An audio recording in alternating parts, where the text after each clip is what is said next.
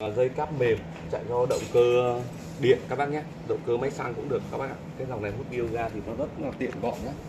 Hai nữa là cái dòng này là dòng 750W các bác nhé. Đây, dòng nhỏ hút thuộc để cho gia đình nhỏ hút bioga đấy ạ. Dòng này cũng rất là tiện ạ. Còn dòng này là dòng máy xăng ạ. Dòng máy xăng này thì nó sẽ có hệ thống hai con dao đánh bùn các bác nhé, con dao ngang và con dao xoắn.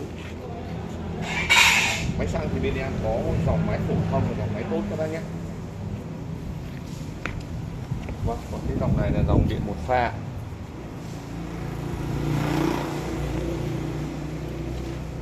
Loại này là loại inox các bác nhé, chạy theo động cơ điện một pha các bác nhé. Dòng này dòng một pha hết các bác nhé. Nên là các bác cứ ưng mẫu nào thì các bác có thể điện trực tiếp cho bên em, thì bên em tư vấn cho các bác cho nó chi tiết các bác nhé. Vâng, chào các bác.